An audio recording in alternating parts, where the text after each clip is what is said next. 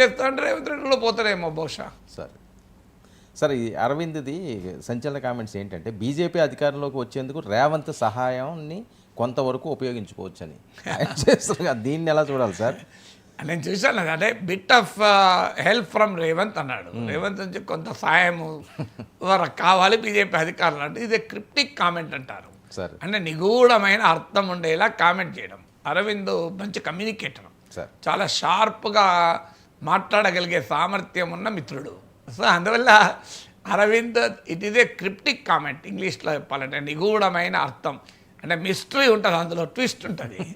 అందులో ఏంటి, కాంగ్రెస్ ముఖ్యమంత్రి బీజేపీ అధికారంలో రావడానికి ఎందుకు హెల్ప్ చేస్తాడు, దీని మొదలు ఏ మీనింగ్తో అన్నాడు ఒకటైతే, ఏ వ్యూహంతో అన్నాడు. ఒక వ్యూహం ఏంటంటే రేవంత్ రెడ్డి పట్ల కాంగ్రెస్ పార్టీలో అనుమానాలు కలిగించడం. ఇప్పుడు ఆల్రెడీ కేటీఆర్ అంటుంటాడు ఎప్పటికి చూడండి, రేవంత్ రెడ్డి కొంతమంది ఎమ్మెల్యేలు తీసుకొని బీజేపీలోకి పోతాడు, సో ఆయన కాంగ్రెస్లో ఉండడు, ఆయన గతంలో ఏబీవీపీలో పనిచేశాడు, ఇట్లాంటి మాటలు మాట్లాడుతుంటారు కదా. సో రేవంత్ రెడ్డి పట్ల కాంగ్రెస్ ఎమ్మెల్యేల లాయాల్టీని, కాంగ్రెస్ హైకమాండ్ విశ్వాసాన్ని చెదరగొట్టి కాంగ్రెస్ ముఖ్యమంత్రిని అస్థిరపరచడం ఒక స్ట్రాటజీ అయి ఉండాలి. ఎందుకంటే రేవంత్ మాకు సహాయం చేయాలని. రెండవది ఏంటంటే రేవంత్ ప్రభుత్వం పట్ల ప్రజల్లో వ్యతిరేకత పెరుగుతోంది, ఇంకా ఇది ఎక్కువగా పెరిగితే మాకు లాభం వస్తుందని ఒక పర్సెప్షన్ క్రియేట్ చేయడం ఇంకో ఎత్తుగడై ఉంటుంది. సో అందువల్ల ఒక రాజకీయ వ్యూహంగా అన్నాడు. మరి ఏ సాయం చేయాలి అంటే ఆయన ఉద్దేశం ఏమై ఉంటుంది అంటే, ఒకటి కాంగ్రెస్ ప్రభుత్వం మరింతగా ప్రజల్లో వ్యతిరేకత పొందితే మాకు బీజేపీకి లాభం వస్తుంది అనేది అరవింద్ అంచనా కావచ్చు. కానీ గతంలో అనుభవం ఉంది, బీఆర్ఎస్ పట్ల వ్యతిరేకత పెరిగినప్పుడు కూడా బీజేపీకి అది ఉపయోగపడుతుంది, అధికారంలోకి వస్తుందని చాలామంది నమ్మారు, కొంత రియాలిటీ కూడా.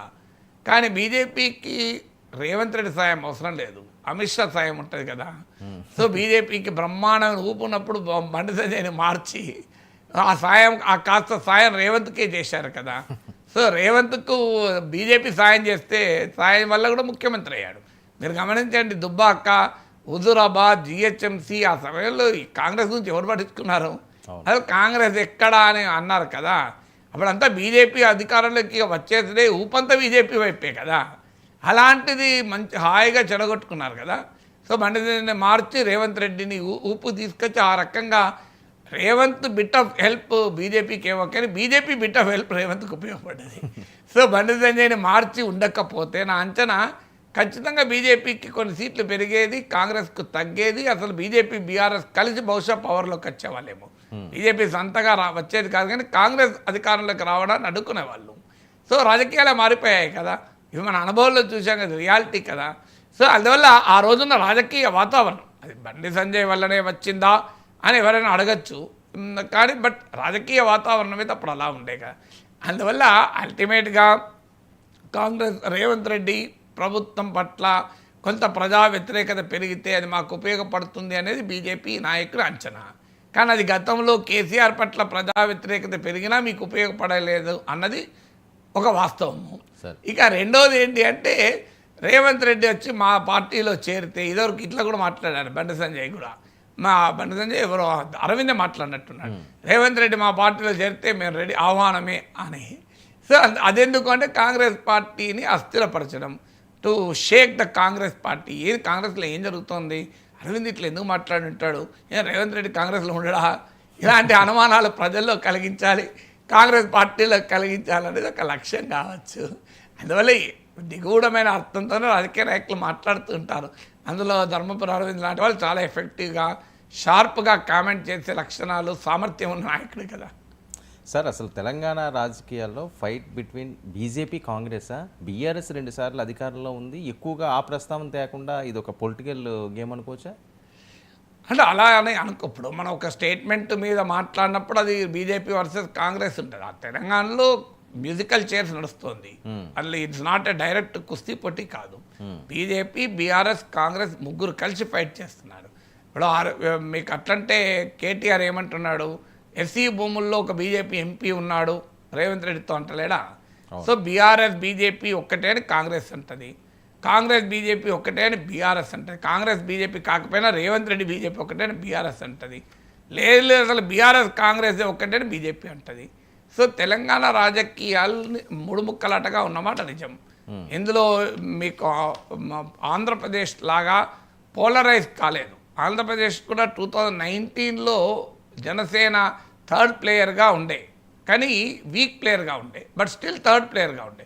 తెలంగాణకు వచ్చాక ఆ థర్డ్ ప్లేయరే లేరు కదా, ముఖాముఖి పోటీ లేదు, పోలరైజేషన్ లేదు కదా.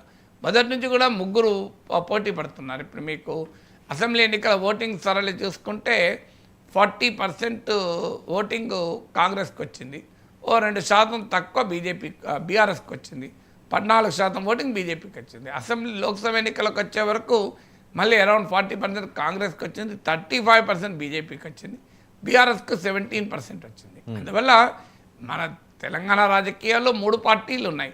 బిఫోర్ ఎలక్షన్స్లు ఈ 3 పార్టీలు ఏ 2 పార్టీలు కలిసే అవకాశం లేదు.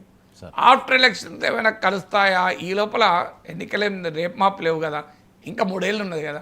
3 ఏళ్లలో రాజకీయాలు చాలా మార్పు చెందుతాయి, ఇలాగే ఎందుకుంటాయి. ఒకటి మాత్రం నిజం, 2024 లోక్సభ ఎన్నికల్లో బీజేపీకి ఒక అద్భుతమైన అవకాశం వచ్చింది. 35% ఓటింగ్ పెరిగింది, 8 లోక్సభ సీట్లు గెలుచుకున్నారు కాంగ్రెస్తో ఈక్వల్గా. బీఆర్ఎస్ ఒక్క సీటు కూడా రాలేదు, 17% ఓటింగ్ పడిపోయింది.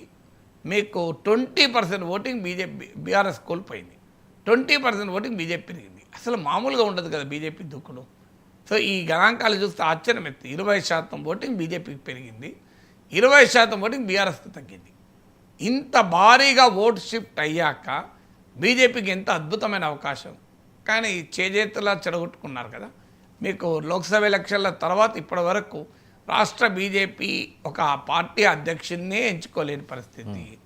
అసలు శాసనసభ పక్షము పార్టీ నాయకత్వం మధ్య సమన్వయం ఉండదు, 2 నాయకులు ఉంటే 4 గ్రూపులు ఉంటాయి. సో ఈ గందరగోళం కదా, ప్రతి దానిపైన గందరగోళం కదా. మీకు హైడ్రా పైన రఘునందన్ రావు మెచ్చుకుంటూ మాట్లాడతాడు, ఈటల రాజేందర్ విమర్శించుకుంటూ మాట్లాడతాడు. ఎస్టీయు భూముల పైన మీకు బండి సంజయ్ వీళ్ళందరూ గట్టిగా మాట్లాడుతున్నారు, ఈటల రాజేందర్ అసలు దాదాపు ఆయన మాట వినబడలేదు. మీరు ఇష్యూస్ పైన కూడా చూడండి ఎంత వేరియేషన్ ఉంటుందో. సో అందువల్ల ఈ రకరకాల వాయిసెస్ ఉంది, ఆ అనైక్యతనే బీజేపీని దెబ్బతీస్తుంది. అందువల్ల బీజేపీకి సెల్ఫ్ గోలే తప్ప వేరే వాడు గోలేయాల్సిన అవసరం లేదు తెలంగాణలో. సో అందువల్ల ఈ గందరగోళం ఉన్నమాట నిజం. అవకాశం బీఆర్ఎస్ మాత్రం ప్రతిపక్ష పాత్రలో చాలా పవర్ఫుల్గా ముందుకొచ్చింది, అందులో మాత్రం అనుమానం లేదు. సో బీఆర్ఎస్ నాయకత్వం కేటీఆర్ హరీష్ రావు ముందుండి ఆ పార్టీని రిలవెన్స్లో లేకుండా పోతోంది అనే దశలో లోక్సభ ఎన్నికల తర్వాత రెట్టించిన ఉత్సాహంతో పనిచేశారు. ఇప్పుడు బీఆర్ఎస్ను పనితీరు చూస్తే వీళ్ళైనా 17% తగ్గింది, బీజేపీ పనితీరు బీఆర్ఎస్ పనితీరు మీరు రాష్ట్రంలో గమనిస్తే అసలు బీజేపీ అయినా 35% 35% ఓటింగ్ వచ్చి బీఆర్ఎస్ 17% ఓటింగ్ వచ్చి రాజకీయ పరిస్థితి అయినా అని అనుమానం కలిగే దశకు వచ్చింది కదా. సార్ ఇప్పుడు ఈ అంశం ఎలా ఉంటే ప్రతిపక్షం చాలా స్ట్రాంగ్గా